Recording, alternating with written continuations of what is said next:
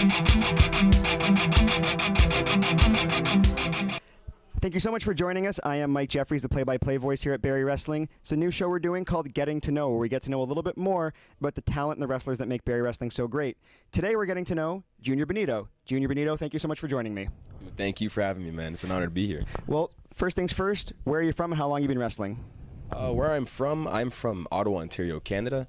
Originally from Haiti. That's where I haven't been born there, but that's where my parents are from. That's my ethnicity.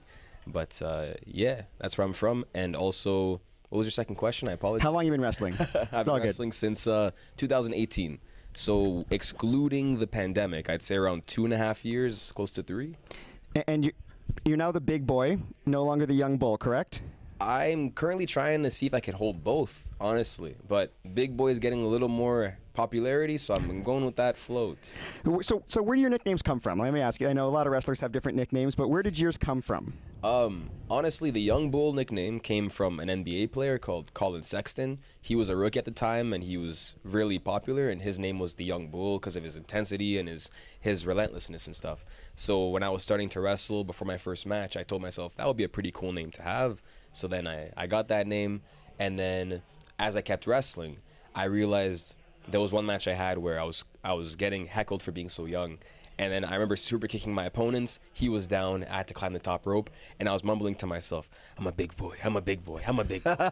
And then someone in the crowd was just crying of laughter. And I was like, man, that's pretty funny. And then I just kept that. And then here I am just using the big boy as a name. And people are liking it. So it's working pretty well. That's fair. That's fair. I like, the big boy, the young boy, big bull. You can mix them up a little bit, too. I guess we'll see how it goes in the future. There's always room to grow. So. That is true. That is true. What brought you to Barrie Wrestling? Honestly, it was connections. So guys like Fight or Flights, thankfully, I'm good friends with them. They got me the contact information of the promoter, Sean, and then with good conversations came the opportunity to wrestle at Barrie, and it's been more than wonderful, to say the least, here at Barrie. Well, we've been very, very happy to have you. What were your first impressions of Barrie Wrestling when you got here? First impressions was that it was very welcoming. They were very nice, and also the setting of the whole roster and environment here was just wonderful. Everything was so cool here, and I loved it. It is a great locker room, and you have a connection with Evil Uno as well, correct? Yes, he is my trainer. Him as well as Stu Grayson. We train at the Keep. Myself along with McCrae Martin and many other people. McCrae Martin also knows the Hot Stepper. Yes, and yes, I know from my conversations with Sean that Uno spoke very highly of you, which was, I know, a big factor in Sean bringing you in. So he did? Yes. What? I hope I'm not spoiling anything. I mean, I don't know if he'll watch this, but thanks, man. And and he's I had the opportunity to meet him when he was wrestling for other promotions as well, and he's a great guy. So got to be a good trainer to have. Yeah, to be honest, I want to say I'm probably being honest here.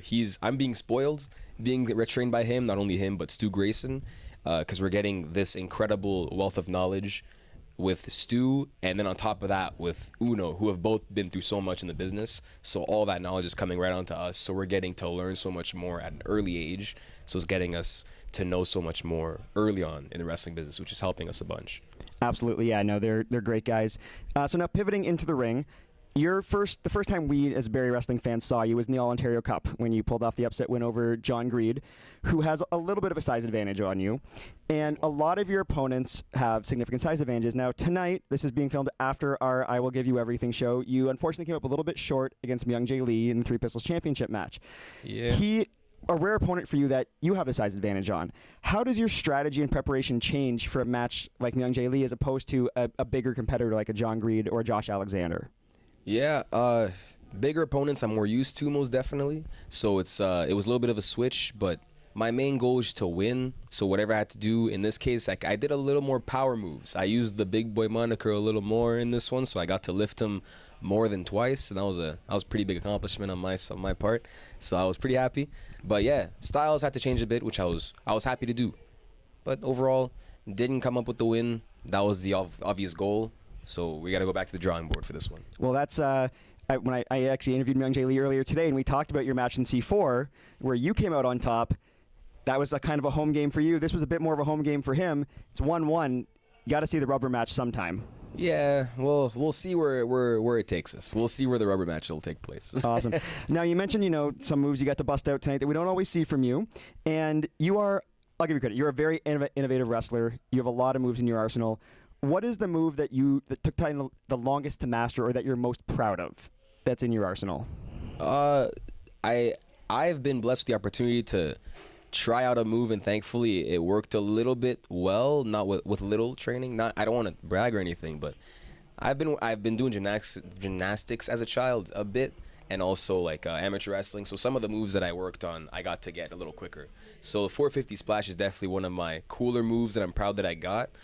And one move that I really want to work on though is probably the Phoenix splash, because that's something that not everyone does, and it's really hard to do.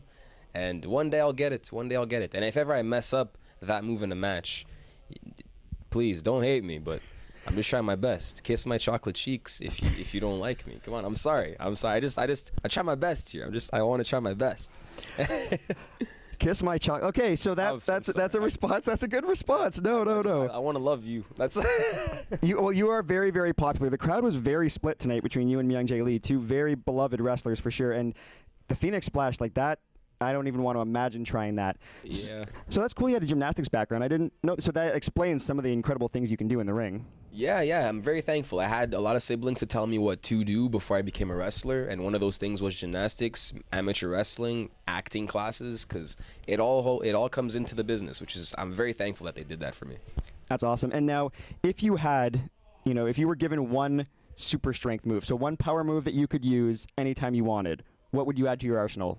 Oh, the ability to never be tired. No, I mean, like a power bomb, or like that you could then do on anybody. You mean not a special power? Yeah, a move. Sorry, I like superheroes too much. I got too excited. But a move that I wish I could do on anybody would definitely be. I'm gonna add the factor of like for the person's safety. If I could do the vertebreaker on anybody and everybody, I would do it all the time. I just love that move. Shane Helms, man, such a good move. I'm not thinking of Shane Helms. I'm thinking of Homicide, man. He did not let go of you. If you didn't land on your head, you didn't land right. That's his mentality right there.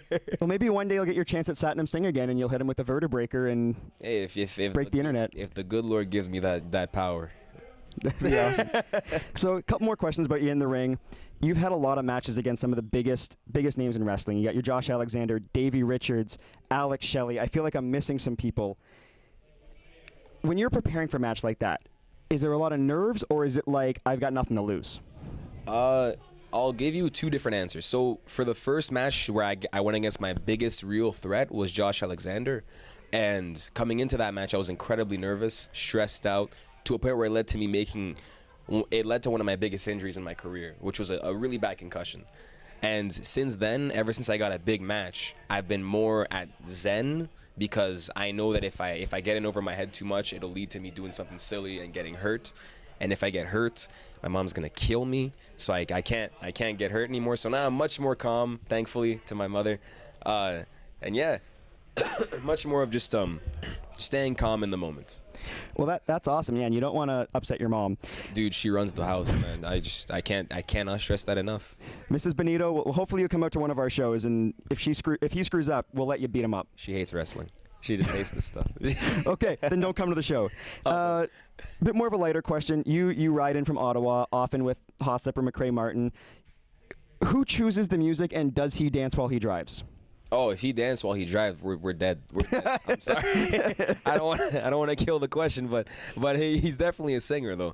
He's a singer, and I've never told him this, but I don't want to say it drives me insane, but it's close. But because he's very, very just passionate when he sings, and man, I'm not that big of a singer. I'm more of like a listener and like man, this is a good song, man. I'm gonna bop my head like.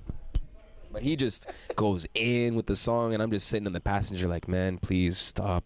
But hey, he does his thing because he's driving. If I tell him to stop, he could be like, yo, you drive, man. And then I'll be like, no, keep singing. So it's his car. It's his rules. You know what? Yeah, the driver's choice, right? Yeah, does he at least have good music choice? Yes, most definitely. We are very alike in music choices. And other than the fact that I listen to classical music and not that much country, but he does. He listens to country.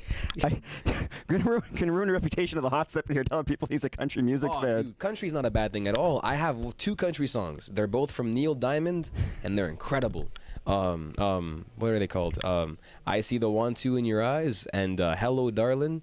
freaking classics. We're going to do karaoke night with Junior Benito and Hot Stepper one of these times here. I have one song that I'm going to do in karaoke, and I'm not going to tell a person because it'll be a surprise.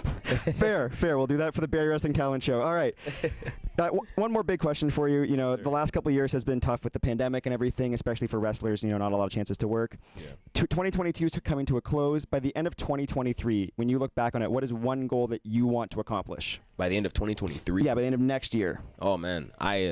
That's a big question. Thank you for this. Definitely to have traveled elsewhere in the world for wrestling. I've been to the UK in March of 2022, but my goal is definitely to try to go to Mexico. If I can go to Mexico, that'd be cool. Paris, not only Paris, but France.